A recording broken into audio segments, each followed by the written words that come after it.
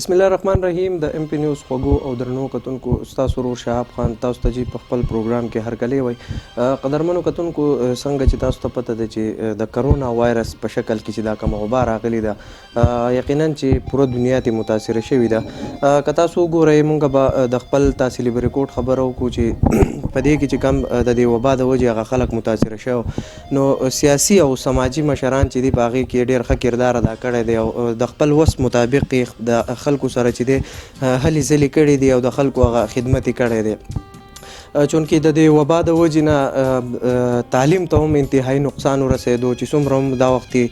سټوډنټس دي هغه په کورونو کې ناست دي او د کورونو پورې چې دی محدوده شوي دي او سکولونه چې دي هغه بند دي. دغه هڅه مو وکړه نن به زموږ سره په دې پروګرام کې ناستې کوي د پی ایس ایم ای صدر انجینیر شرافت علي خان صاحب کوم چې د تحصیلي ریکورډ پریزیډنټ دی. د هغوی سره به د تعلیم په حواله او د سکولونو په حواله باندې دغه خبرې اترې کوو چې دوی حکومت ته چې دی تاسو به کتلی چې بله ورځ هغه پریس کانفرنس هم دوی ریکارډ کو هغه دوی د حکومت نه هغه مطالبه وکړه چې هغه سکولونه چې دي دوباره دي بحال کړی شي. د دې نه علاوه تاسو به په سوشل میډیا باندې دغه ویډیوز کتلی اورسیز پاکستانی چې کوم زموږ مسافرونه دي هغه انتهایی پریشانه دي او د دې کرونا وایرس د وجې نه چې دی هغو انتهایی د مشکلو سره مخ شوي دي. مونږ به د دغې اورسیز پاکستانی رونه کم چې دا ډیډ باډۍ هم پرتې دي د هغې په حواله به هم د دوی سره خبرې اترې کوو په دې پروګرام کې. د دې نه علاوه سکول چې څومره هم دا نظام چلیږي او کم بند شوي دي او دا طالب علمان چې کم دی هغه د سکولونو نه محرومه شوي دي په کورونو کې ناست دي. نو د دې په حواله به د انجینیر شرافت علي خان صاحب سره کوم چې د پی ایس ایم ای صدر دی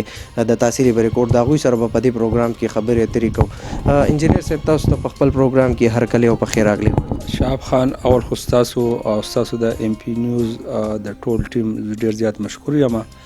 هرکلی او په خیر راغلی درته وایم او دغه شان کتونکو ته السلام علیکم ورحمت الله وبرکاته. وعلیکم سلام. ډیره مننه انجینیر صاحب د ټایم راکولو. چونکې ستاسو تعلق چې دی هغه د پی ایس ایم ای سره دی او بحیثیت تحصیل صدر چې دی تاسو په هغې کې خپل کردار ادا کوئ او هغه هلې ځلې کوئ. د سکولونو په حواله به درنه تپوس کوم انجینیر صاحب چې دا وختي د سکولونو څه حالات دي؟ شهاب خان تاسو وګورئ د ترقۍ او د پوهې ذریعه چې ده هغه تعلیم ده او کله چې اولنی وحی زموږ په خوږ پیغمبر حضرت محمد صلی الله علیه وسلم باندې وحی نازلېده نو هو اقرا په دغه باندې وایي چې یاره تاسو ووایئ ټیک شوه. نو د دنیا ترقي چې ده هغه په تعلیم کې ده. خو زه به ډېر د افسوس سره ووایم خاص کر په پاکستان کې او بیا زموږ په سیمه کې د پښتنو په سیمه کې یو چې کله حالات خراب شوي دي ملک نو ټول زور چې دی هغه دې تعلیمي ادارو ته میلاو شوی دی. که هغه تاسو د 2008 حالات وګورئ نو هو زیات زور چې و سکولونه به ورانېدل او په تعلیم باندې بندیز او خاص کر زموږ د ماشومانانې چې وي د هغو په سکولونو باندې ډېر زیات هغه ټارګټ شوي ول. وس تاسو هم وګورئ نو دغه زموږ تعلیمي ادارې چې دي نو هغه زیاتر متاثره دي. تاسو وګورئ حکومت چې دي نو هغه ترانسپورټ کولاو کړو شاپینګ مال یې کولاو کړل ریل او د هوایي سفر چې دی هغه یې بحال کړل. خو د ډبلیو ایچ او د اس او پیز تحت باندې هغو دا شیزونه کولاو کړل. زه ډېر د افسوس سره خبره کوم تاسو نن لاړ شئ بینک مخې ته وردېږئ هلته د هغې اس او پیز چې کوم هغو ته په دغې وینا باندې هغو دا ځیګونه کولاو کړي د هغې هېڅ هلته هغه د هغې باندې عمل نه کېږي. که تاسو ګاډي وګورئ زه وختي داسې د ناوګۍ طرف تلم نو یو سوزکۍ روان نو د مچو د ګک په شان په هغې پورې خلک نښتي ول. یا تاسو شاپینګ مال وګورئ نو هغه شیزونه کولاو شول او هلته اس او پیز چې دي هغه نه فالو کوي. زه دا حکومت ته دا خواست کوم چې خدای ته وګورئ دا تاسو د استادانو او د ماشومانانو تاسو دا یو د استادانو او د معاشي قتل دی. دو دپاره هو څنګه چې د جومات دپاره د جنازګاه دپاره د نادره دفتر دپاره دغه دپاره کم اس او پیز چې تاسو لاګو کړي دي هغه اس او پیز تاسو د سکولونو دپاره هم لاګو کړئ او دا سکولونه کولاو کوي نه دا ماشومانان په کور کې چې ناسي که انلاین هغه وایي هغه انلاین خو نه ته کوم پر چې ماشوم یونیفارم نه اچولی ماشوم سکول ته نه تللی نو هغه پوهه هغه جذبه هغه په انلاین باندې یا په ټیوشن باندې هغه نه کیږي نو زموږ وزیر اعلی ته دا خواست دی چې دې سکولونو دپاره دي هم اس او پیز دغه کی د دبليو ایچ او چې کم اس او پیز دي په هغه تحت باندې دا سکولونه دي هم کولاو کی نو کم از کم یوازې سکولونه نه مدرسې هم یونیورسټۍ هم ټول د ګورنمنټ سکولونه هم درته زویم الله دې دا ټول پریشرانې ختمې کړي دا اوس نن 2 ورځې مخکې 1 مئی وه نو 1 مئی چې دا یوم مزدور ډے مناویږي خو نن مزدور په څه حال کې دی اونګه ټول مطلب کې د چا دکان دی د چا کګاډی دی که د چا هوټل دی که د چا نور کاروبار دی ټول مزدوري کوي او هغه ټول بند دي نو حکومت سره چې زموږ مشرانو کوم میټینګ کړی منسټر ایجوکیشن سره کوم اکبر ایوب صاحب سره نو په هغې کې دا فیصله شوې وه چې د چا د کم سکول چې د 6000 لیباو فیس نو هغه به 20% ډسکاونټ کوي او د چا چې د 3000 پورې 3000 لا کم د چا چې فیس نو هغه 10% کوي نو په هغې باندې ټول سکولونه عمل کوي ما خو تاسو ته ویلي چې سکولونه بند دي څوک نه راځي فیس چې دي هغه نه هونه که باور 5 یا 10% فیس هم سکولونو ته نه میلاویږي چونکې ستاسو د پی سی ام ای سره سره او د سیاست سره سره چې دی تاسو د قومي جرګې سره هم وابسته یې او په هغې کې تاسو سینیر نایب صدر په عهده باندې پاتې کیږئ او تاسو چې دی هغه خپل خدمات چې دی هغه ترسره کوئ چونکې لاکډاون راغلی او پوره خلک چې دی ډېر زیات متاثره شوي نو تاسو په دې کې د غریبانانو سره څه مرسته کړې ده که نه زموږ ټول مشران چې دي الحمدلله هغه د خپل وس مطابق باندې خپل چمګاوند کې په خپل رشتہ دارانو کې په خپل محله کې هغه لګیا دي هغه هلې ځلې کوي او زه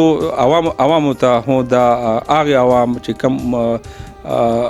وس لري کم طاقت لري هغو ته پکار ده چې په خپل خپلوۍ کې په خپل رشتہ دارۍ کې په خپل محله کې هغه کسان چې کم مستحق دي چې د هغو سره د خپل د شکور روټۍ چې ده هغه نیمه کړي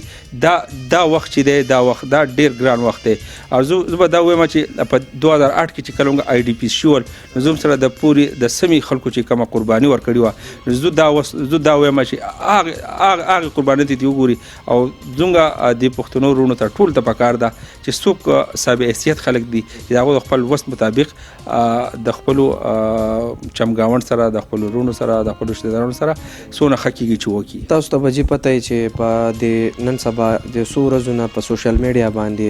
یو غوبل جوړ شوی دی زموږ چې کوم بهر مسافر وروڼه دي چونکې هغه د ملک نه بهر دي او د دې وبا د وجې نه متاثره شوي دي نو په هغې کې چې د ډیډ باډۍ پرتې دي او هغه ورځې چې کوم ویډیوز چلېده هغه وایي چې موږ په خپل دیرو کې کم ځای کې چې هغو پاتې کېږي نو ډیډ باډۍ موږ ته پرتې دي نو دغه اوورسیز پاکستانو دپاره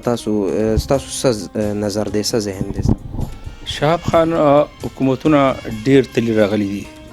خو دا موجوده حکومت چې دی د دې حکومت سره د اورسیز پاکستانیانو هغه په هر ملک کې دي د هغو سره ډېره مرسته وه ډېره ملګرتیا وه نو دې حکومت ته خصوصي طور باندې د هغو زیات خیال ساتل پکار دي خو زه به ډېر د افسوس سره دا خبره وکړم چې تاسو وګورئ کم ستاسو وروڼه چې بهر دي د هغو له تاسو تپوس کولی شئ نن سبا ګلوبل ویلیج دی د هر شي پته لګي کم ټکټ چې په 600 ریالو هغه په 2000 ریال ته ورسېدو ټیک شو هلته چې کم په سعودي عرب کې یا په دوبۍ کې چې کمې چې ډیډ باډیانې پرتې دي خلکو ورته واورې ښودې دي سوشل میډیا باندې تاسو ګورئ هلته سفارتخانې شته زموږ سره خپل د پی آی جازونه شته فوري طور باندې وزیر اعظم ته هم پکار ده زموږ وزیر اعلی صاحب ته هم پکار ده چې هغه هر کاغه دوبۍ ده که شارجه ده که ریاض ده که مکه ده که مدینه ده که بهر ملکونه دي چې هلته خپل جازونه ولیږي او دا خپل مسافر رونه کم چې هلته هغه نښتي دي او هغو ته پکار دی چې هغو ته سهولت ورکړي هغو زه وایم چې دا خرچه پکار دی چې حکومت خپله برداشت کړي خو افسوس چې دلته کم حالات چې دي نو هغه حکومت یو د 20 روپو هغه ماسک چې دی هغه هم تا ته نشي درکولی نو دونه غټ سهولت به موږ تمه به لرو چې انشاءالله موجوده حکومت چې دی نو هغه به په دې باندې زر ته زر عمل وکړي او دغه رونه چې دي د هغو هغه تکلیفونه چې دي هغه ختم کی. زما کتونکو ته ټولو عوامو ته دا خواست دی چې دا وبا چې دا دی ګپ نه ګڼي. تاسو وګورئ